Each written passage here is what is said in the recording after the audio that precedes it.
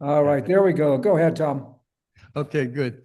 Welcome all. Thank you for coming. Welcome to those joining us on Zoom. This is the sixth in the series for 2026. Just to frame this evening's program for those who have been participating or following the logic of this year's topics, that John Eikenberry at Princeton, who put together, basically, I think he wanted to get at different dimensions of the impact of Trump administration disruptions to the international system, the rules-based international order, the liberal international order that the US kind of built and managed for 80 years. The first series, the talk that I gave, was described the overarching series and various components of it, including trade and tariffs. Two of the sessions, including the one this evening, focus on alliances and alignments and the dilemmas that pose for the allies and for the United States and how that has changed. Jim Goldgeier talked about Europe and NATO.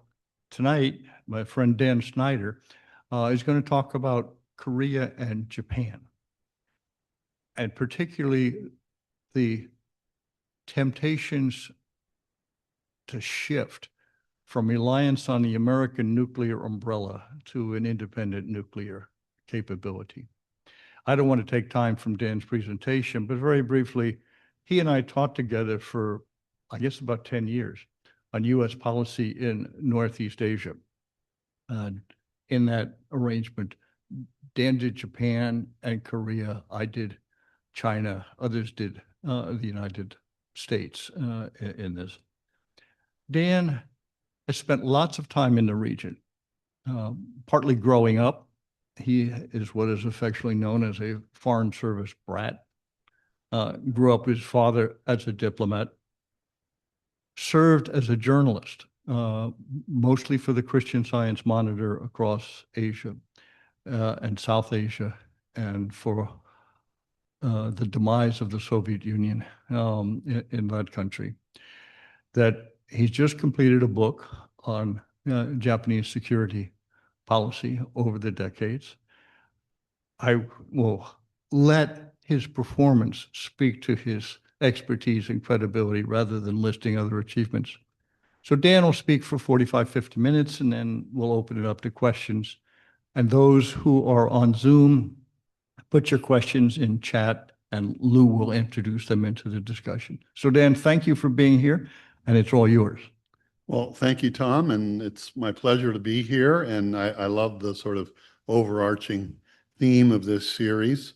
I seem to spend most of my time these days thinking about and talking to people about the consequences of the second Trump administration. Particularly, I just came back from spending several months in Japan, and I can assure you that, and I go back and forth to Korea all the time, and I can assure you that it's on their minds all the time, although they don't always speak about it openly the way some European governments do. Asians tend to be a little more careful and polite in their conversations, but the same things are on their minds, as you hear from Germans and French and British and others. So I want to talk about the potential end of the post-war order and the spread of nuclear weapons. So my main intention is to talk about the dangers of nuclear proliferation in Asia, Northeast Asia in particular, and with it, the danger that a conflict could go nuclear. So Northeast Asia is already home to 3 nuclear weapons states: China, Russia, and North Korea. And potentially, this could double in size with Japan, South Korea, and Taiwan.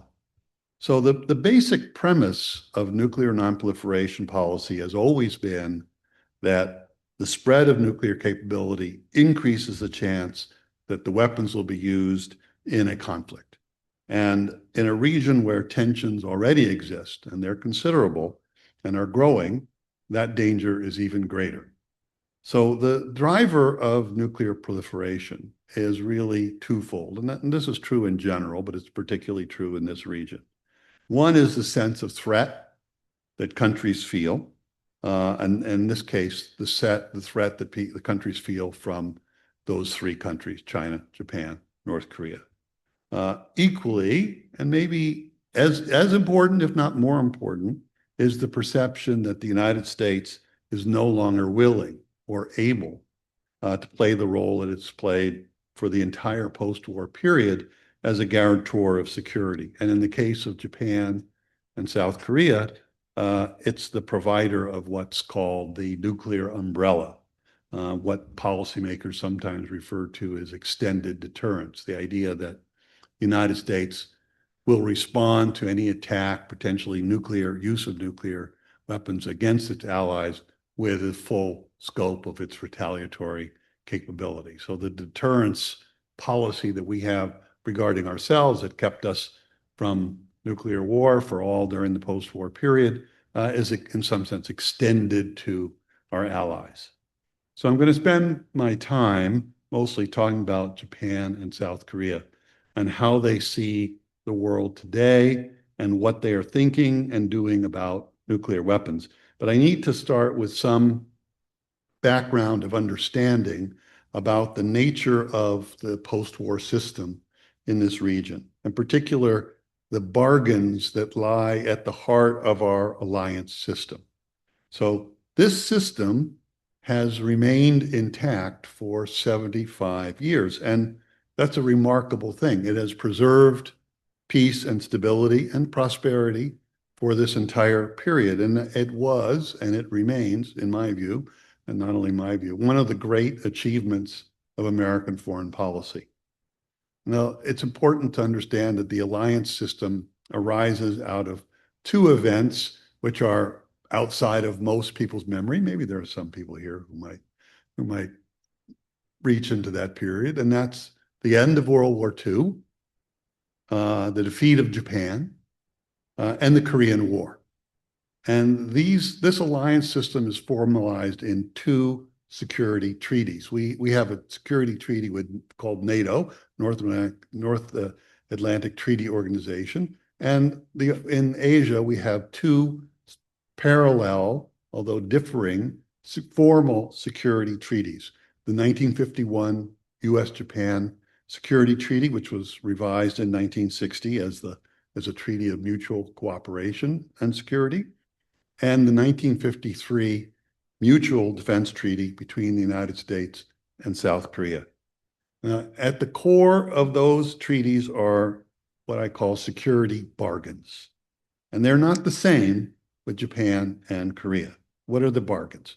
So the treaty with Japan is not strictly a mutual defense pact.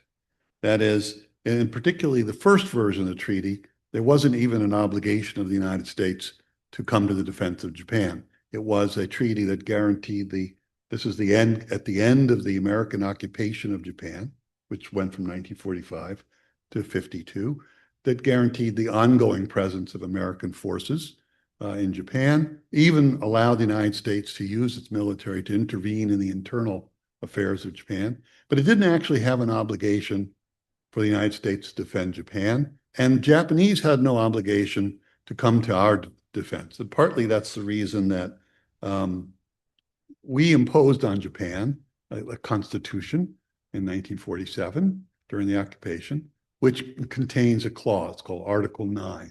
And that clause says that Japan renounces the right of belligerency of the use of force in war, and actually, really, technically, if you could read it one way, they weren't supposed to have any armed forces at all. I mean, this is what we imposed on Japan to demilitarize it, but it was reinterpreted to allow Japan to have armed forces to act in its own self-defense. So the security treaty was revised in 1960 into a more mutual defense treaty in the sense that Japan and the United States would work together to defend Japan, but it doesn't obligate Japan to defend the United States because its constitution barred from using force in that way. So some people say, oh, that's the free ride. The Japanese got a free ride. We defend them. They have no obligation to us. That's a bit of a false idea, but it's one that's quite popular. Our current president loves to talk about that. But the reality is that what the Japanese gave us was what some people call the unsinkable aircraft carrier.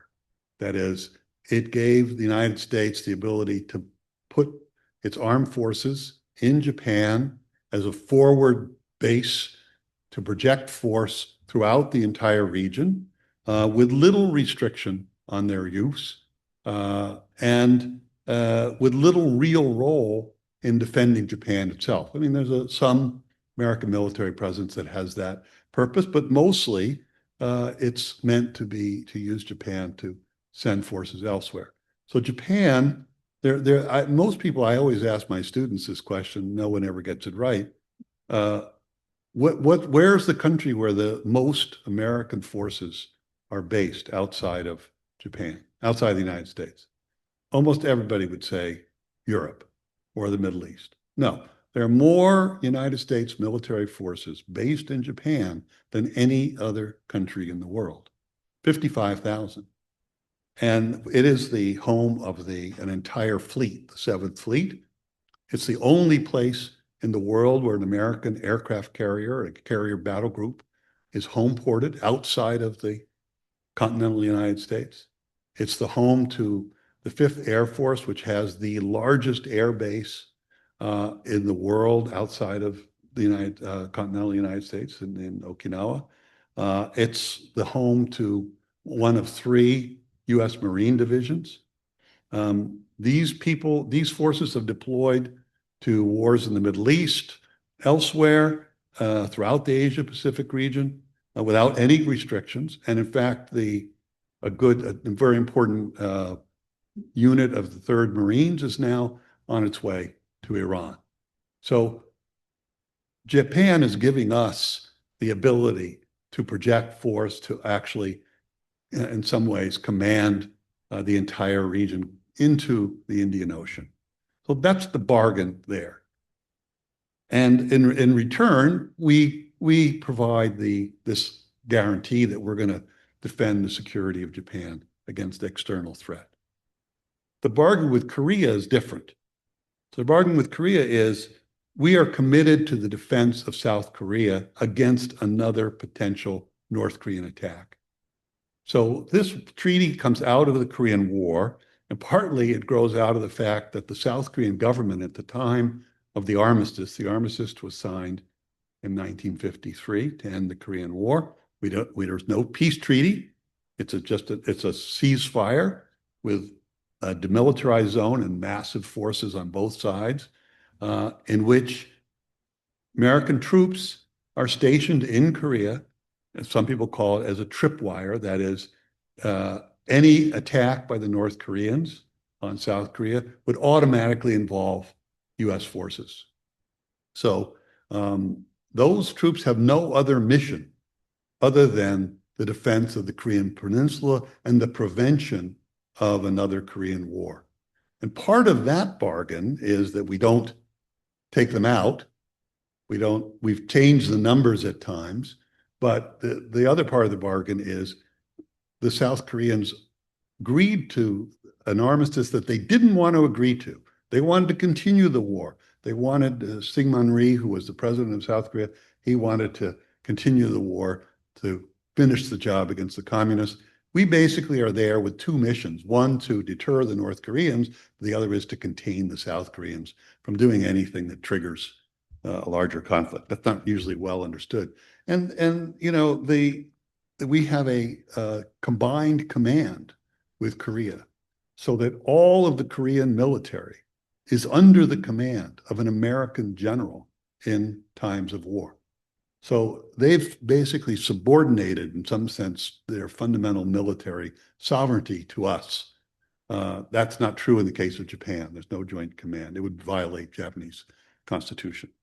So these 2 bargains, they have come under stress several times, particularly partly when the threat has changed and partly when the credibility of the American security commitment has come into question. The first really clear moment of that is 1960s. It's the result of the Vietnam War, and then 1964, the Chinese test nuclear weapons which were not under the control of the Soviet Union. So the Chinese broke from the Soviet Union in large part so they could have the ability to develop their own nuclear capability. As the 60s progressed, we had two things happen. One is that the war went badly. Under the Nixon administration, we had what he called this, you may remember, the Guam Doctrine. And the Guam Doctrine, which Nixon proclaimed in late 1960s, was, we're losing this war. We need to, in some sense, end the war. And you Asians, including our allies, particularly the Koreans and Japanese, you need to take principal responsibility for your own defense. And this is also followed by the Nixon-Kissinger opening to China in 1971, which was a huge shock to the Japanese and to the Koreans because they were locked into a policy of confrontation with China, locked in part by the pressure of the United States. And all of a sudden, US policy changed, and it was read to some degree as a part of a signal of American, if not retreat, at least reconfiguring of our security commitments and our policy in the region. And the result of that was that both Japan and South Korea began to think about the nuclear option. Because the first thing, when you think about, if you no longer have that American commitment, that American umbrella, and you're facing nuclear armed powers, and certainly in this case, a China whose commitment to the use of nuclear weapons, the restraint on the use of nuclear weapons was far from certain. I mean, Mao Zedong was famously quoted as saying, well, nuclear war, 200 million people die. It's okay, we got lots of people. That's a bad translation. But the idea was that all of a sudden they were faced with an adversary armed with nuclear weapons whose intentions and whose policies weren't clear. So the Japanese, they carried out a serious study of the nuclear option in 1968 and 70. And despite the fact that Japan, of course, is the only country to be experiencing the use of nuclear weapons in war, and there's this huge nuclear allergy in Japan and a deep pacifism that came out of the war and an opposition to nuclear weapons, despite that, there was always, and the Japanese Prime Minister Sato in 1967 declared what was called the three non-nuclear principles, that Japan would neither possess nor allow the entry or the production of nuclear weapons in Japan. Despite that, Japanese actually, in theory, including in court decisions, had accepted the idea that nuclear weapons were not a violation of their right to self-defense, that they weren't a violation of the peace constitution. So the study that was done, and Sato himself, by the way, in private, talked about having nuclear weapons, even when he proclaimed the non-nuclear principles, but he talked quite actively about the idea that Japan might have to follow the French model. And all of that was about not being sure they could rely on the United States. But the study that was carried out is and still something that's studied by scholars, basically said, we could do this, but if we do it, we're likely actually to end up in complete diplomatic isolation. We'll destroy the security alliance that we have with the United States because the US was still strongly committed to non-proliferation. And Japanese were actually under a lot of pressure at that point to sign the Nuclear Non-Proliferation Treaty, which Japanese hesitated to do because it would give up their right to go nuclear. The study was not only about the theoretical, the diplomatic and foreign policy implications of going nuclear, they also did a technical assessment of what it would take to develop nuclear weapons. So it was a serious discussion within Japan. And they finally concluded at the end that the costs politically, militarily, and otherwise, of going nuclear were too high. And they basically rejected that option, not for moral reasons or even for reasons of pacifism, but really for practical, in some sense, practical reasons. And they finally signed the Nuclear Non-Proliferation Treaty, but they forced the US eventually to accept something that they wanted in return, which was to have what's called full fuel cycle capability. That is, to have a nuclear energy program, which included the ability to reprocess the spent fuel of civilian reactors in order to extract plutonium, which can be used as fissile material for a nuclear weapon, and to have the technical capability to enrich uranium. There are two routes to creating particularly fission weapons, that is HEU, highly enriched uranium, or plutonium. And the isotope of plutonium that the Japanese have it's not ideal for making bombs, but I've been assured that it will go bang. So they insisted on that, and they built a large nuclear apparatus, installations, the whole range of what you would need, not only for nuclear energy, that was the purpose of that, including taking the plutonium and mixing it, creating what's called mixed oxide fuel for reactors, but also creating the potential capability to go nuclear in terms of nuclear weapons capability if they chose to do so.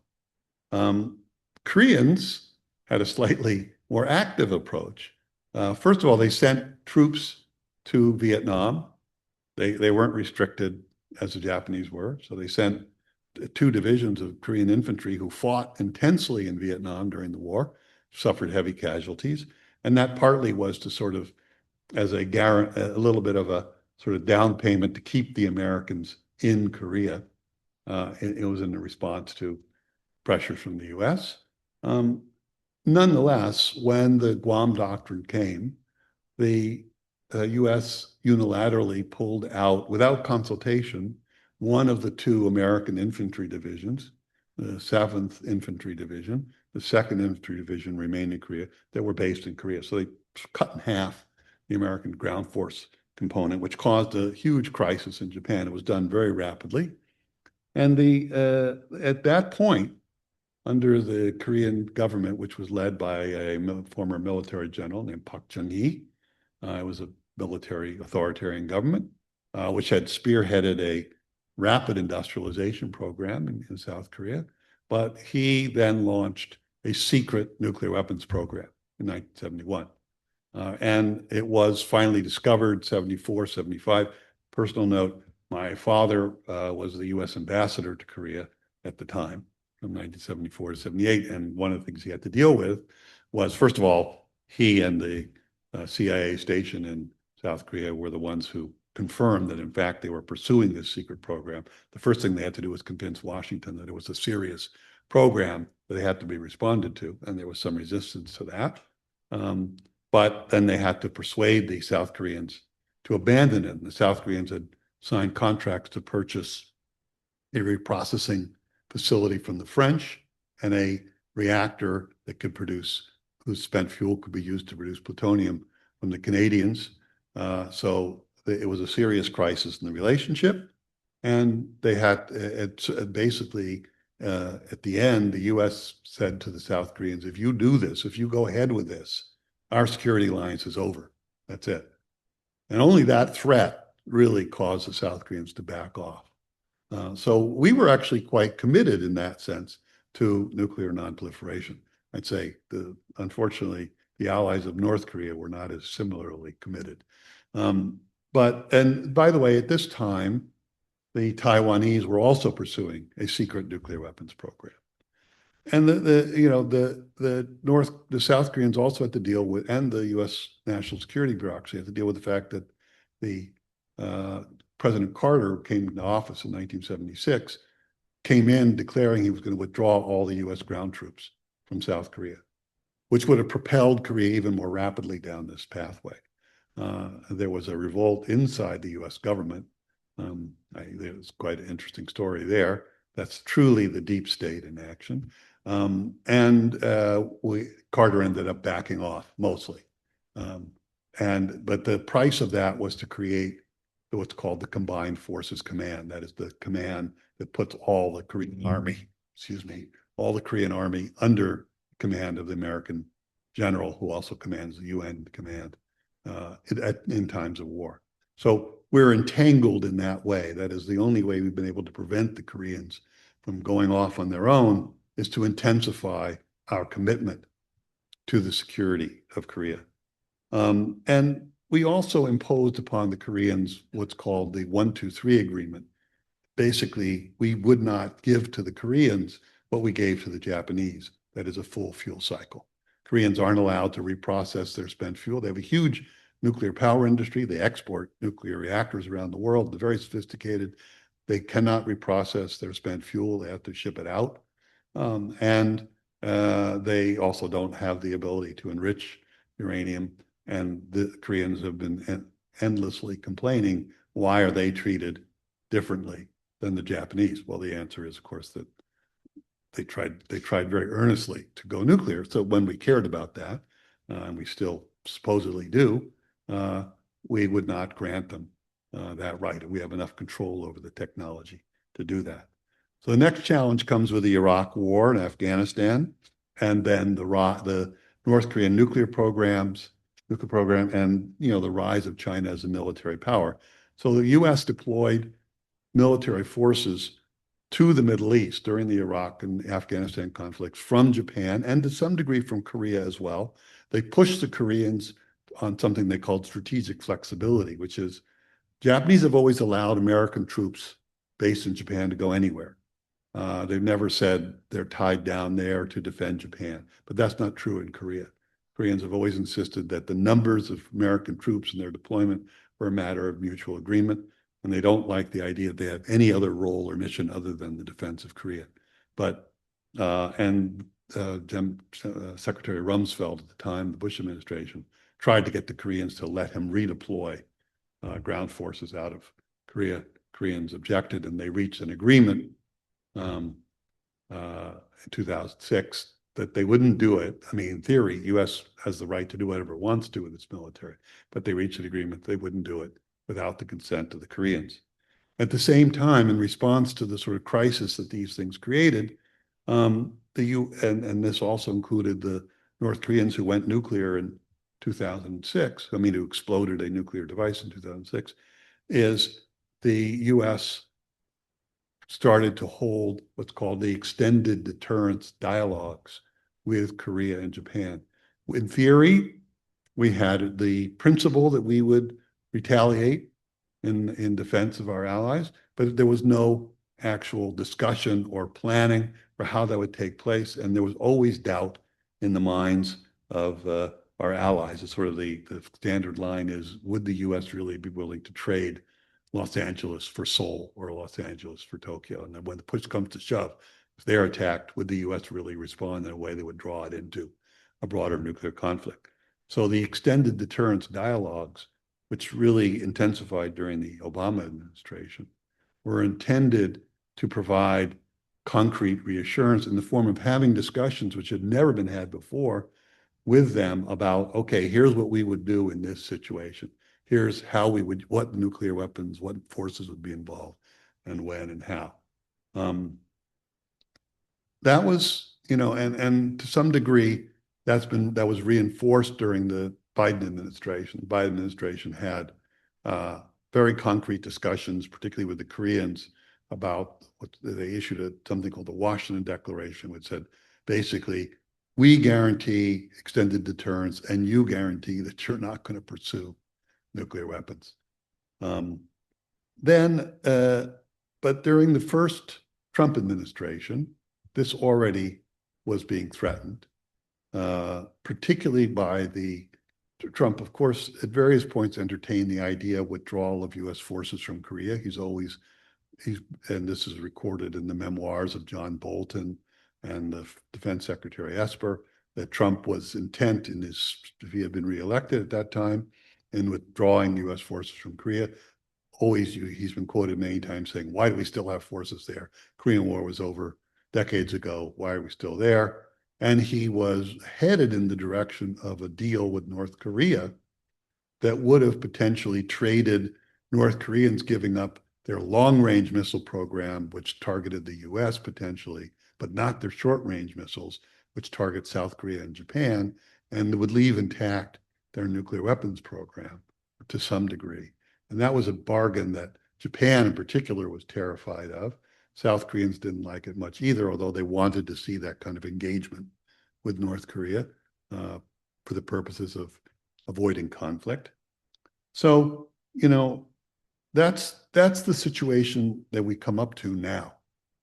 So, you know, for Japan and South Korea, even though they face this danger, and both the threats from the outside and the fear of separation and even abandonment by the US, they still basically are unable to craft a foreign policy, a security policy, which really changes the nature of their dependency on the US, the dependency that was created 75 years ago. There's no real clear alternative for them to reliance on the US. That's their dilemma, and they talk about it a lot. They look to hedge against that by forming other partnerships, maybe with Europe, with Australia, with others, and even increasingly between Japan and Korea, who have a somewhat bitter history. Japan was the colonial ruler of Korea for 40 some years, and Koreans and Japanese have a severe problem with their historical past, but yet there's increasing cooperation between them, partly to hedge against, to compensate for the fear of abandonment by the United States, particularly under Trump. So they tend to, unlike the Europeans, they don't tend to engage in frontal confrontations with Trump administration, even over the trade and investment decisions. They have a strategy which actually former Prime Minister Abe was in some sense the architect of, which is to flattery. In Abe's case, he came in right away before Trump even took office the first time, gave him a bunch of gold-plated golf clubs, played a lot of golf with him. And we just saw this with the Japanese Prime Minister Takaichi, who was just in Washington, and you know, nothing but the most flowery words, because she's trying to avoid pressure from the United States to commit Japanese forces, which is frankly constitutionally and politically impossible, to the Straits of Hormuz, and she succeeded. Japanese have got this formula down pretty well. You know, it looks kind of awful to some people on the outside, even in Japan. It's so obsequious, but it works. But the main thing is they don't have an alternative for their own security at this point. So, and this is happening while the North Koreans are moving rapidly down the path of nuclearization. I'd say conservative estimates are the North Koreans already have, after the first test, after all, was 20 years ago, they have probably 60 or more nuclear warheads. They have sophisticated delivery systems. They're trying to develop a survivable nuclear deterrent, that is submarines, forces that could survive even a first strike. You have mobile delivery systems, solid fuel rockets. They're creating them. They've sort of passed well over the threshold of becoming a nuclear power. And, you know, North Koreans undoubtedly looked at what happened to Iran and said, well, they are but for the grace of Kim Jong-un, go us. So, you know, I think the attempts to reassure the Japanese and the Koreans have really, and the Biden administration put great effort into this, came back, it really pushed for trilateral cooperation amongst the three countries. That's all been almost completely wiped away by the return of Trump, because as a result of that, there's a growing discussion of going nuclear in both Japan and Korea. It's in Korea, it's very open, and you can see it in the Korean media and Korean experts, but it's there in Japan as well. It's a little more muted, a little more careful, but I have no problem. I've had conversations about nuclear weapons issues, nuclear policy with Japanese foreign policy experts, military people, all sorts of people, in ways that never would have happened 10, 15, 20 years ago. It happens now quite readily. And the Japanese approach has always been to create something called nuclear latency. Nuclear latency is actually a sort of a policy technical term. What it means is to get the capability to go nuclear, to come close to the sort of place where you could move rapidly to weaponization without crossing that threshold, so that you have supposedly the deterrent value of the ability, the threat that you could go nuclear. So Japanese have 8 tons of plutonium. You can make thousands of warheads with that. They have a ballistic missile system. It's a civilian satellite launch facility. It's liquid fueled, so not the best thing, but potentially. And they have aircraft that could carry a nuclear weapon. They have actually another maybe 30 tons of plutonium in storage in France and Britain, and who knows, maybe the French and the British will be happy to give it back to the Japanese. And the Koreans are pushing to go down the same path. They had these recent discussions with Trump where they basically tried to trade off their concessions on investment, giving him money basically, and trade deals for a revision of the civil nuclear agreement, the 123 agreement, to allow them to have reprocessing and enrichment facilities. They're talking about getting nuclear powered submarines. For that, you need nuclear enrichment, uranium enrichment.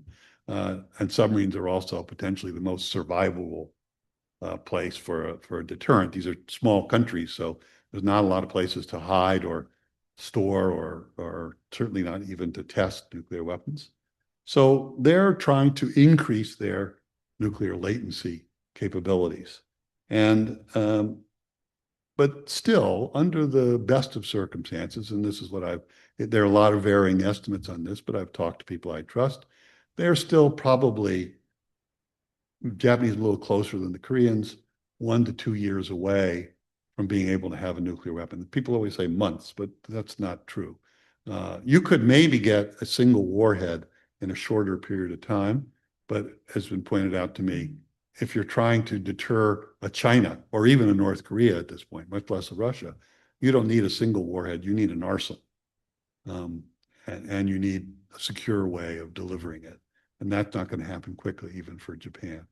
One of the interesting, and of course, if the United States is opposed to it, it makes it even harder, because then you have to break out of the Non-Proliferation Treaty, and you would be diplomatically isolated from the US. But of course, Trump has already said on more than one occasion that he doesn't see any problem with Japan and Korea going nuclear, because after all, he believes they should defend themselves anyway. Well, that may not be the price that they would normally have to pay. So the price is, the danger is what's called the window of vulnerability. That is the time period between when you clearly are moving towards weaponization and you actually achieve a deliverable, survivable capability. And during that window, what will China, Russia, and North Korea do? Well, ironically, perhaps, Trump and the Israelis have given an answer to that, which is that Iran actually followed the same policy of nuclear latency. Iran tried to create a potential to go nuclear, an enrichment capability, which stopped well short of the level of enrichment you would need to have weaponization. And they had ballistic missiles and so on, but they had not done the things that you would have to do to be able to test and reliably trigger a nuclear weapon. And so, but they had that threat that they could go over the threshold. And in fact, the Israelis and the United States have conducted at first a gray zone kind of policy of assassination of scientists, the Stuxnet computer virus to try and slow down that process. But the Iranians really had pursued this idea that nuclear latency itself would act as a deterrent against attack. Well, since last June, that's gone. So last June, the attack on Iran and Iran's nuclear capabilities basically was saying, you're simply going down the road of latency, even under a diplomatic agreement, which included the monitoring of Iranian nuclear facilities, is sufficient grounds to carry out a preemptive attack.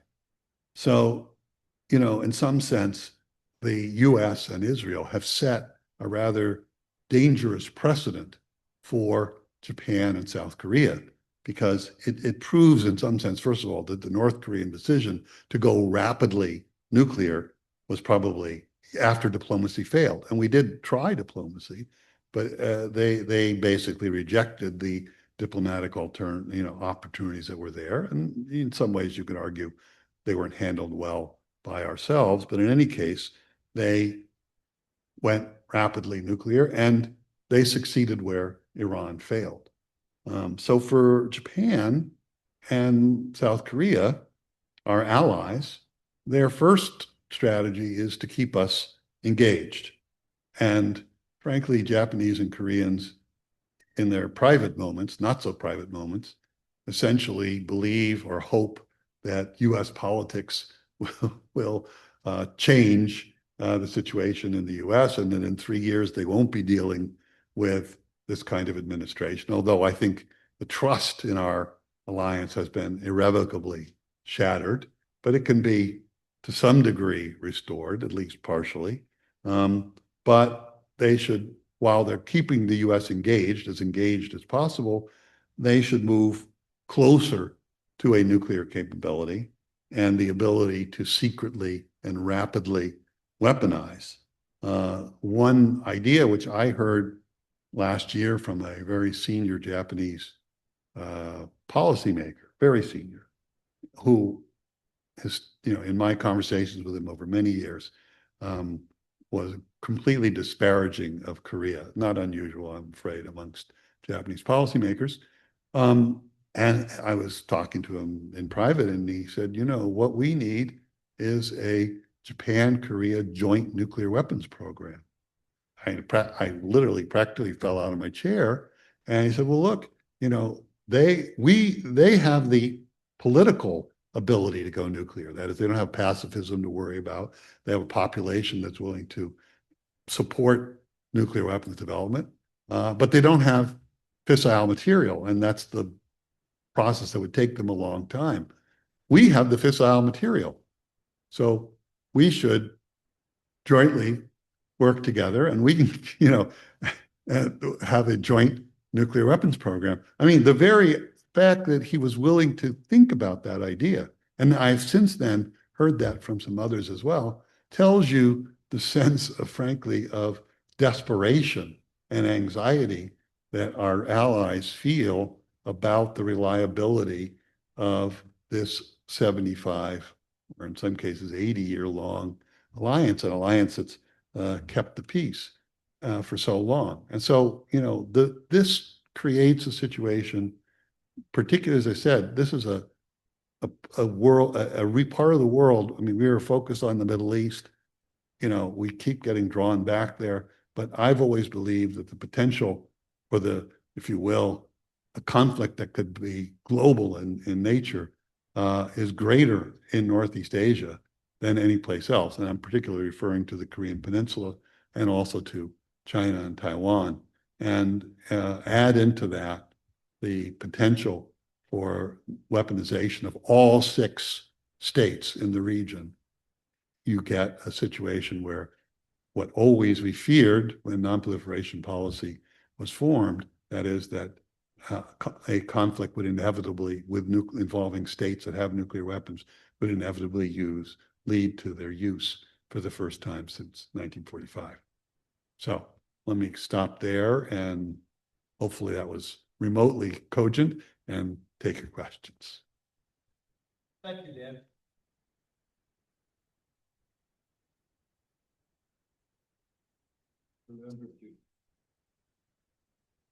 Use the microphone so the Zoom audience can tune in. I want to ask just a couple of questions before we open it up more broadly. That you have focused correctly on the security and nuclear dimension of the relationship, but it's nested in the much larger relationship that has had the economic pillars challenged and has increasingly, for both Japan and South Korea, moved towards an alliance of values that we sort of believe in a lot of the same things, which wasn't true when these security arrangements were put into place. So I wonder if you could just comment for a few minutes on the larger relationship into which the security elements fit. Well, look, Japan, I was a reporter in Japan in the late 1980s. And this was the time of the US-Japan trade wars, and they were intense. And I remember American politicians coming to Tokyo and ranting about the unfair trading practices of Japan and the destruction, the creation of the Rust Belt in the United States. And we had intense attempts to supposedly rebalance trade, including the issue of the defense of American high technology at that time, in which case was the semiconductor industry. So a lot of the issues that we see now between the United States and China were played out between the United States and Japan in the 1980s. The difference was the United States had a security alliance with Japan. We don't have one with China. So that acted as a kind of counterbalancing influence. And we were two democracies with shared values, shared interests in other respects. So we were able to manage that trade war at that time. And by the way, I think everything I see from Donald Trump is his understanding of these issues is locked in the 1980s. The things he says are very much shaped by that trade war of the 1980s. Ironically, the Japanese today have positioned themselves as the defenders of free trade and the opponents of protectionism and of trade wars. So Japanese actually see themselves as the defenders of the global free trade system. And, you know, this was shown when the Japanese negotiated with the Obama administration, the so-called Trans-Pacific Partnership, which was a really important multilateral trade pact that was meant, in fact, to some degree, counterbalance China and to create a standard for economic relations that would force China to either comply with that or be isolated. And then Trump came along, the first Trump administration, and day one abandoned it. And the Japanese could have at that point just said, okay, forget about it. But instead, they went systematically and decided to keep negotiating this Trans-Pacific Partnership. They implemented it together with the Australians. And of course, at that time, they hoped the United States would sort of wake up and, come back to its senses and rejoin it. But they positioned themselves as the defenders of a free trade system, which they used to be the supposed violators of, and now they're the defenders of it. Koreans, I think it's the same thing. Koreans signed a free trade agreement with the US, very important one. They were pressured and renegotiated parts of it with the first Trump administration. So they think, okay, we've done our job. And Korea is a vibrant democracy as well, a place where, these policies have to not only be debated, but passed by a parliament, pretty contentious one. So it turns out they're the defenders of the values of democracy and free trade that supposedly the United States stood for.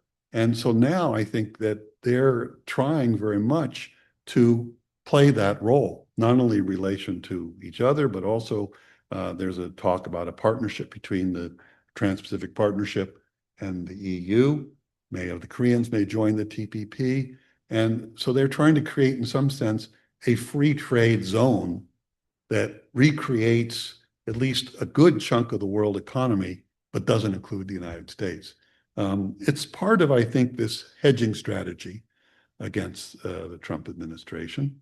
And, they negotiate these deals with Trump on trade and investment as a survival technique. I mean, the Japanese are supposedly going to give Trump $550 billion. I can tell you that in Japan, nobody believes that anybody's going to pay $550 billion, invest $550 billion. It's an impossible sum.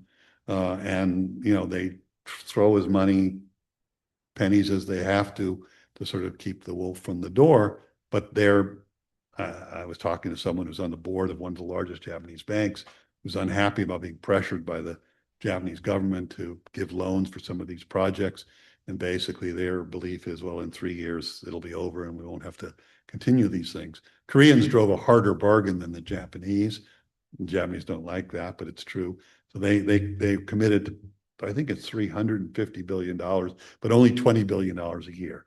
So they're just trying to weave their way through this thicket of assaults on a system that has not only sustained their prosperity, but of course our prosperity. And they find themselves, after being accused for decades of being, protectionists and engaging in industrial policy and all those things, which was true. They now find themselves as being the defenders of a system that the United States seems to have abandoned. I don't know if that answers your question, but. No, it's a good additional perspective.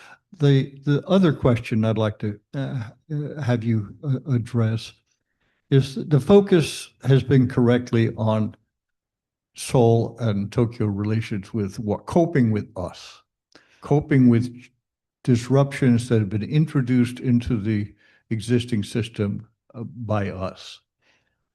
What about all the third countries? So far, see, North Korea, China, basically playing it smart, playing it quiet, watching us disrupt the world that we built and from which we benefit. What's the prognosis for how long they stay prudent, how they attempt to exploit the divisions that exist? You can see where I'm going, Right. that the rest of the world isn't waiting for Japan, Korea, and the United States to work it out. So in the case of the North Koreans, there's been a lot of talk about Donald Trump and Kim Jong-un getting together again. They tried to make a deal during the first term. It failed. I don't see that happening I don't see it happening at all, honestly, but it's possible if Donald Trump decides to completely surrender pretty much to all the demands of the North Koreans, because North Koreans feel incredibly empowered today. They formed a much closer military alliance with the Russians. They sent 10, 12, 15,000 North Korean troops to fight in Ukraine, and they supplied massive amounts of ammunition. People believe it was crucial to the Russian ability to resist the Ukrainian counteroffensive when it happened. And North Korean veterans of this war in Ukraine are celebrated in North Korea, given heroes' welcomes. They were the lead of the military parade that took place recently after the North Korean Workers' Party's party Congress. They feel quite empowered. Their weapon systems are rapidly developing. They've learned a lot from the war in Ukraine. The Russians are helping them probably on missile technology, satellite technology, maybe even nuclear weapons issues. We don't know. So they don't feel the pressure. And they've basically, the sanctions regime, which had been imposed on North Korea and really harmed them, particularly when China and Russia were also part of the sanctions regime, is over. The Chinese and the Russians have abandoned it. So the effects on the economy have been lessened. So they have very little interest in engaging the U.S. unless they get exactly what they want. which is acceptance of North Korea as a nuclear weapons state and end the American military presence in South Korea, the formal end to the Korean War. And those are things that would undermine the U.S. alliance with South Korea permanently. And the South Korean government is a progressive liberal government that wants to engage North Korea, seeks to engage North Korea, wants peaceful relations, engagement. North Koreans basically say, we don't need you. You're now a hostile state. We don't have anything to do with you. Chinese, it's a little more complicated. I don't have to tell you that. We're watching, I think the Chinese are happy to some ways sit back and watch the United States destroy and undermine itself. Particularly, it's interesting to watch their approach to Korea and Japan. So their approach to South Korea has been to woo them. And Xi Jinping was in South Korea last year at the time of the APEC, Asia Pacific Economic Conference Summit, have long and warm discussions with the new South Korean government. The emphasis is all on trade and economic engagement. And for South Korea, the Chinese economy is an essential part of their own economy. South Korea is probably one of the most trade-dependent economies in the world, and they're heavily engaged in the Chinese market and producing in China, selling in China. And they cannot really tolerate a real cutoff of economic relations. At the same time, they're trying to maneuver between China and the United States to some degree, because Americans are putting pressure on them to be more confrontational towards China. Japan's a little bit different because the new Japanese government that was formed this fall, end of last year, under Japanese Prime Minister Takaichi, very conservative, right-wing Japanese politician with a long history of fairly confrontational views on China, very friendly relationship with Taiwan. And in some ways, that's the thing that irritates the Chinese greatly.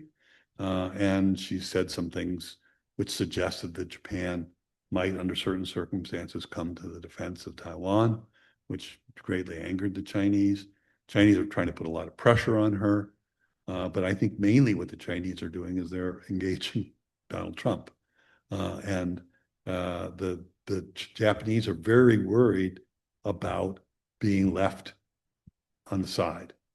Japanese talk about a G2, which actually was the word that Trump used actually when he met with Xi Jinping at that Korean meeting. He talked about a G2 mean for Japanese. G2 means group of two. The idea being that China and the United States would be a kind of great powers combine and leave Japan somewhat isolated. Japanese are very fearful of that. So, when Takaichi was in Washington this past week, she wanted to talk about China, and the whole intention of her trip was to talk to Trump before he went to China to meet with Xi Jinping, basically to head off this kind of game of divide and conquer. From what I've been able to gather, they didn't talk about China at all, because the only thing Trump wanted to talk about was Iran and getting the Japanese to create at least the impression that the Japanese were supporting the war with Iran. So and in the same sense that Korea is deeply engaged with China, so is Japan. The Japanese economy is highly tied in with Japan. So even though sometimes Takaichi and Japanese conservatives talk tough, they also talk about the need for good relations. And in the Japanese business community, this is a very important question. Japanese sell more automobiles in China these days than they do anywhere else. Toyota is building factories in China. So the Japanese need the Chinese market. So there's a lot of the integration between these two countries. And it's a historic relationship. It's been going on for thousands of years. These are neighbors who are tied to each other culturally, economically, in every way you can think of, even linguistically. And there is no idea that, if a confrontation occurs between Japan and China, it will be a disaster for everybody, but certainly for both of those countries. So I think there's a lot of incentive actually for both China and Japan to avoid confrontation, but there's also a deep rivalry there that's dangerous. That's why I worry about the proliferation. I think if Japan moves towards nuclear weapons, I just personally believe the Chinese will not hesitate to attack Japan to prevent that from happening. And we've given them the blueprint. I really believe that. So. Thank you, Dan. We'll open it up now to questions. Dan, I'll let you pick people in the room. Sure. Please wait for the microphone so we can get it all onto the. And please tell me who you are. Was there a time during the Clinton years where, when did North Korea get their bomb? Well, North Koreans have been seeking nuclear weapons for a long period of time, going back to at least probably to the 1980s, if not earlier than that. They got a research reactor from the Russians, from the Soviets, and they had to sign the non-proliferation treaty. Soviets were actually serious about non-proliferation in those days. During the Clinton administration, we reached an agreement with the North Koreans called the Agreed Framework in 1994, in which the North Koreans agreed to the supervision of their program, presence of inspectors, and to freeze any progress towards nuclear weapons. And that agreement basically, and we agreed to do other things in return, including building civil nuclear reactors in North Korea and providing energy supplies. That agreement fell apart during the Bush administration.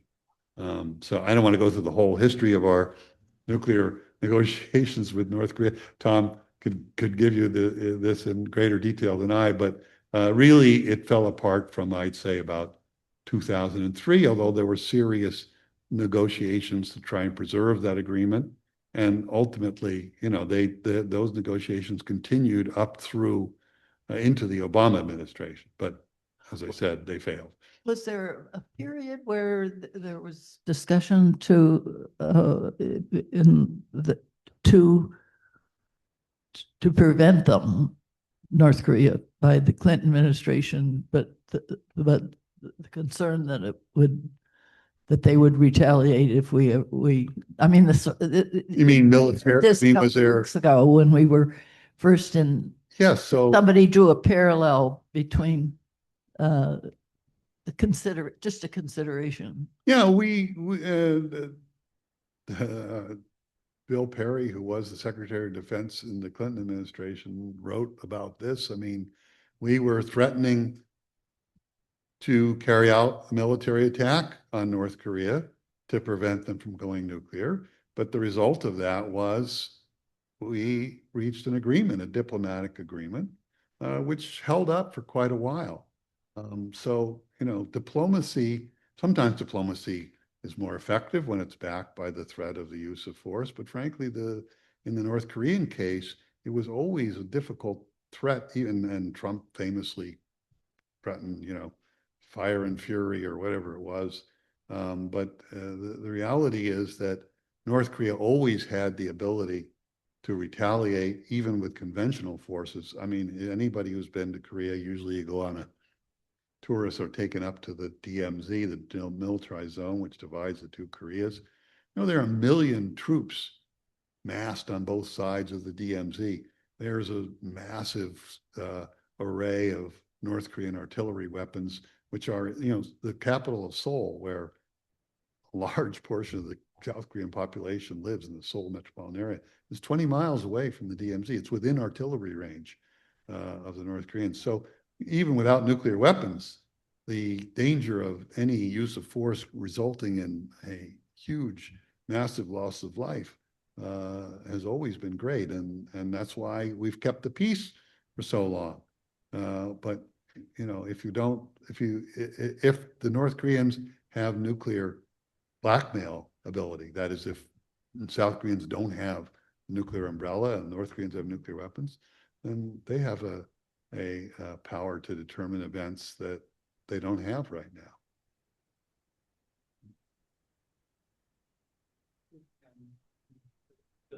Yeah, thank you, Phyllis.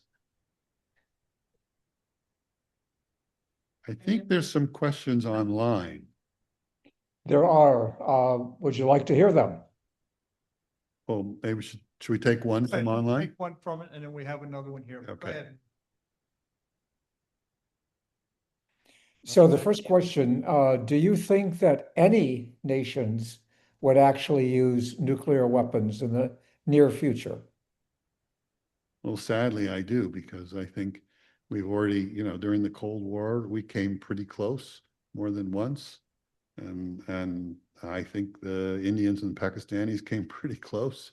And, the reality is that the more nuclear weapons there are, the more militaries tend to see them as weapons, not as just an abstract concept which we use to prevent war, but as usable weapons. And, there's the threats that the Russians made to use tactical nuclear weapons during the war in Ukraine were taken quite seriously, as they should have been, by the Biden administration. I think, unfortunately, the kind of moral barrier to the use of nuclear weapons is no longer what it used to be, and I think we have to take it extremely seriously. Thank you. Another question from Zoom.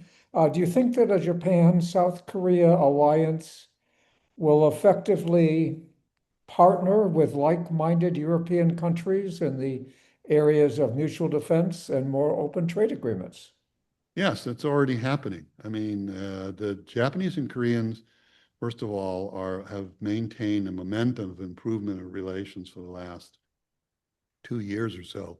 That's really been quite impressive, given that they have some real serious, still remaining issues about wartime past and Japan's colonial history that are unresolved. But both countries have a strong incentive to cooperate, and that, as I said, probably the largest incentive for them is a shared view of the danger of abandonment by the Trump administration. And both countries are pursuing closer relations with Europe. Both have attended NATO summit meetings, which has never happened before. The Japanese have been particularly strong and vocal and material supporters of Ukraine.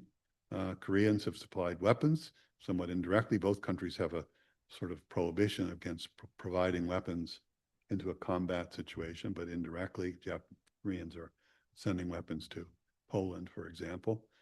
So I think there's a lot of shared interest there.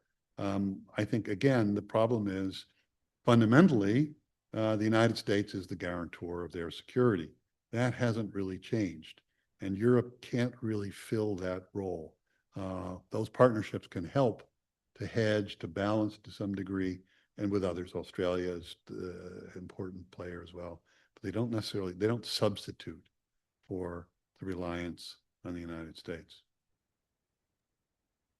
Take another one here in the room. Okay, we have one more, but we can listen to some questions Sure. from the room. My name is Joel Jameson.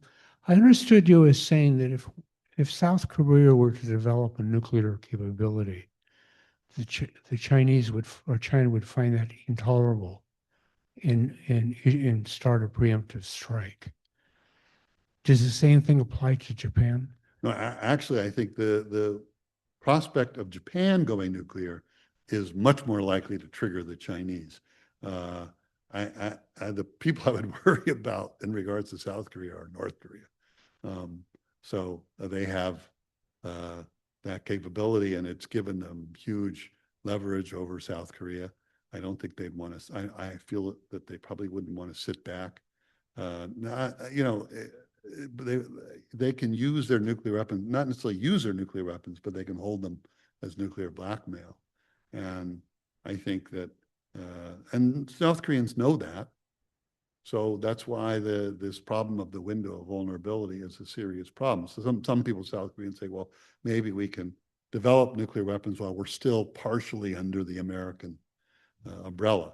If the Americans don't fully withdraw their guarantor, we can, sort of find our way to that. I mean, there's lots of discussion like that. And there's other discussions about, in both Japan and Korea, about, for instance, stationing U.S. nuclear weapons, tactical nuclear weapons used to be based in Korea. Japanese, we used to have nuclear weapons in Okinawa before we returned it to Japanese sovereignty, that, you know, you could have American weapons as a way of compensating. But I find that not very credible, because if the issue is reliability of the United States, I don't know that anyone's going to find the idea of American weapons being introduced in some way in either country as being as obviating their sense of anxiety over abandonment. Stan, one of the reasons that President H.W. Bush withdrew the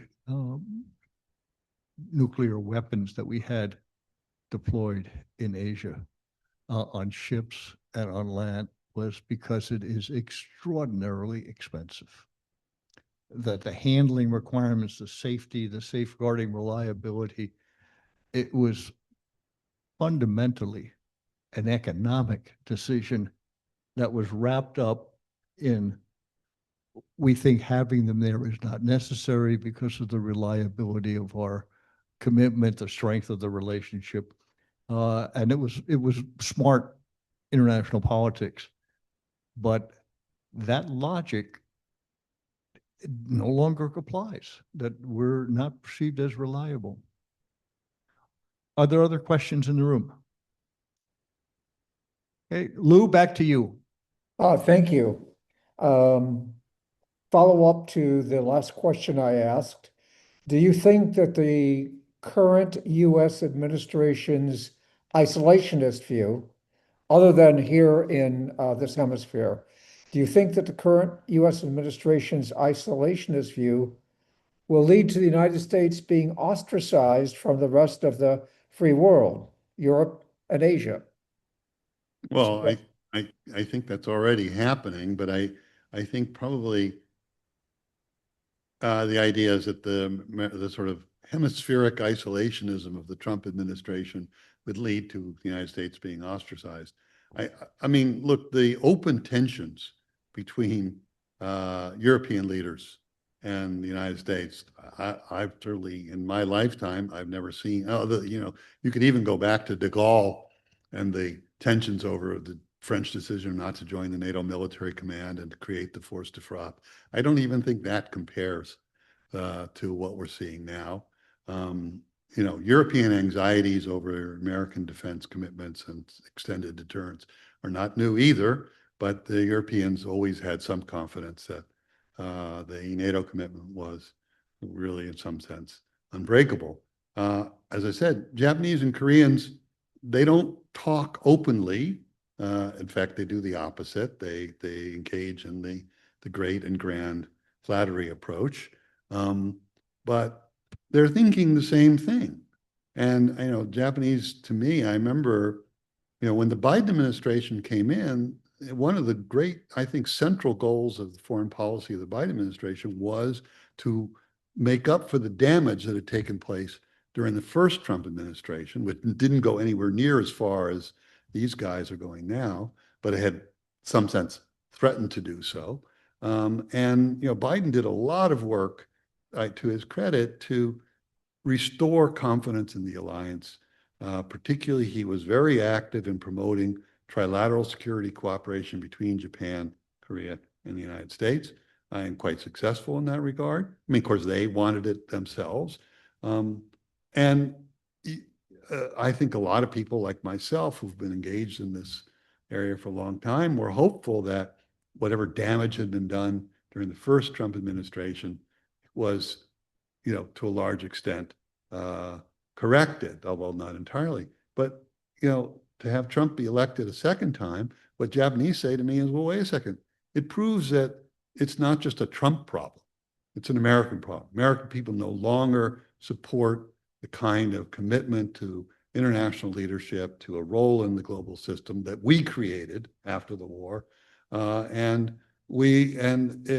it doesn't matter about, even if Trump leaves office peacefully in 3 years, the Trumpism, the isolationism that you referred to, is real and deep. And of course, we know that's not new in American politics either, but it's really shaken, I think, confidence in the United States, more broadly. And I don't know how you really fully recover from that, even under the, circumstances in which an administration comes to power in 2028, which vows to restore our alliances. I think that in some sense, the damage that's been done is almost irrevocable, although we can create, I hope, a new form of a global system, but one that's going to have to acknowledge a more balanced sharing of power.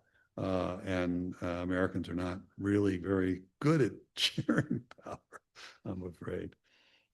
You used the word irrevocably damaged, quote unquote. Do you think it can be repaired?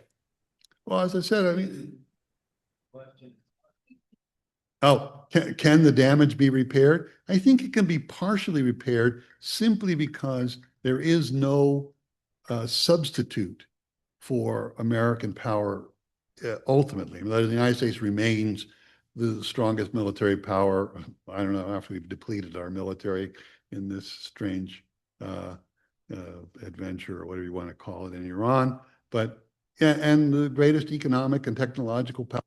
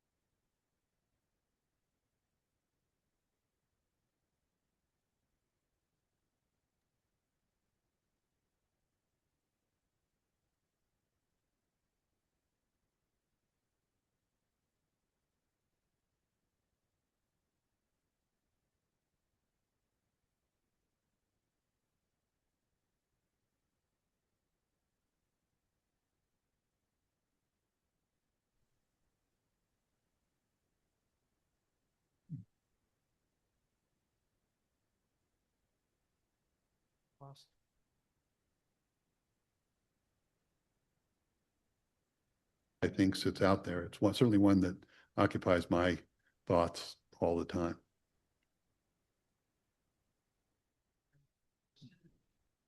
Sir, we might ask you to repeat your last 2 minutes or so of sentences, if you would. The Zoom participants were unable to hear you. Please, if you would. Some reason they lost sound. See, it's not flashing. Test. Okay, we're back. We had a technical glitch with the audio for the last couple of minutes. Basically, my answer was, that you can repair some of the damage, but not all of it.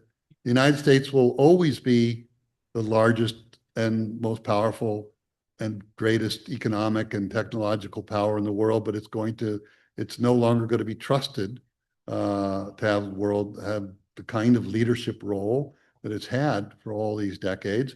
And as I said at the end, I mean, there's large parts of the Democratic Party which also share a kind of isolationist view, or certainly a kind of view that the United States should not assert that kind of leadership. So it's not just a problem on the right. And the danger for me, the best thing we can hope for, I hope for, is to keep world peace. And that's why I've spent a lot of time talking about the dangers of nuclear proliferation, because that's the ultimate threat to world peace that I can see. Did you hear that? That came through? Thank you for We've that got questions summary, here yes. in the room we'll take next. Phyllis would like to ask a question. Just what about Pakistan and India and the possibility of a surprise? Well, I'm not a South Asian expert, so I really don't know that I can say much about that. I mean, all I know is that they had a moment not that long ago when they were on the verge of war in which the possibility of the use of nuclear weapons was quite serious. So I think, look, any time you have two nuclear weapon states who are, have been in the state of enmity that they have been in for so long, then the danger is any conflict can escalate. And, we don't have, we were lucky in many ways to get through the whole Cold War without nuclear use. I mean, I don't think people really appreciate how really how close we came too many times. And that's where we had, a lot of exchanges and interchanges with the Soviets, and we came to an understanding. We had arms control, all sorts of agreements, all sorts of ways of talking to each other. None of that exists anymore. I mean, that's a terrifying thing, I think. Norman, please wait for the mic. Norman will ask a question. Do you think the United States will come to the defense of Taiwan if China attacks Taiwan?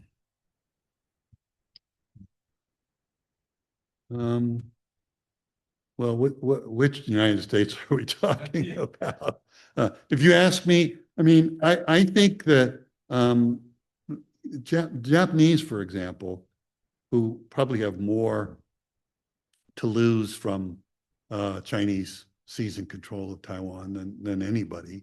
There are parts of the Ryukyu Island chain of Japan that are literally within visible range of Taiwan. I mean, you can sit on Yonaguni Island on a clear day, you can see Taiwan. And even the Japanese are not sure what the United States is going to do. And Americans are always saying, some Americans are always saying, oh, you Japanese have to commit yourself clearly to coming to the defense of Taiwan. And Japanese sort of say, well, wait a second. What about you, Kimosabe? I mean, we aren't willing to do that. And to ask the Japanese to do that, I don't know. I mean, I honestly, it's complicated to overuse that word. We have woven our way through this dilemma with this policy of strategic ambiguity, which was a great policy, and it allowed us to deal with this situation. And I would not like us to abandon that. And the Japanese have their own version of strategic ambiguity. I think the more interesting question is, under what circumstances would the Chinese leadership feel compelled to seize Taiwan by force? I don't think they're there now or yet, but I certainly don't rule it out. And if that happened, I mean, to me, that's the road to World War III, honestly. I mean, I don't like to throw that words around lightly, but I mean, forget the assassination of the Archduke Ferdinand. I mean, that's like a super highway to World War III, it seems to me. And I think anybody and everybody would kind of hesitate at I hope that they sit on the edge of that horrendous disaster.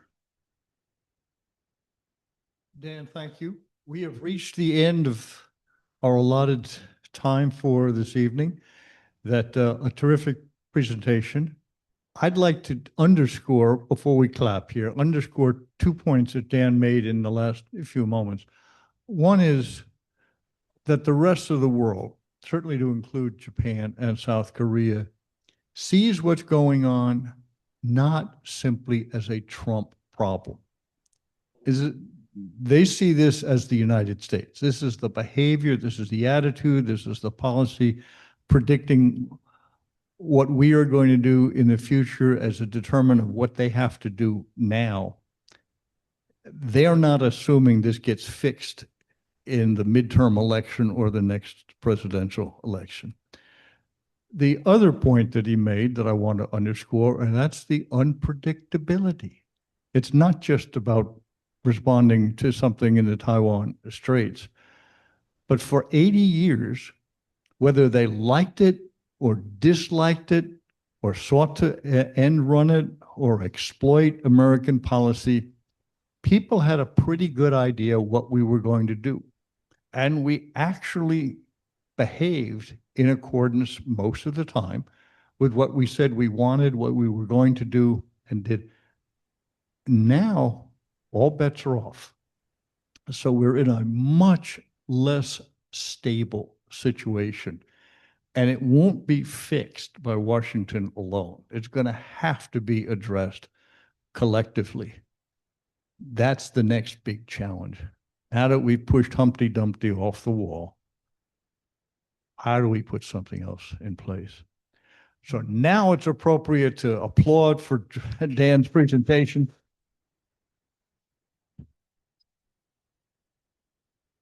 Thank you. Thank you. Thank you. Thank you. That's Great not- questions, difficult questions.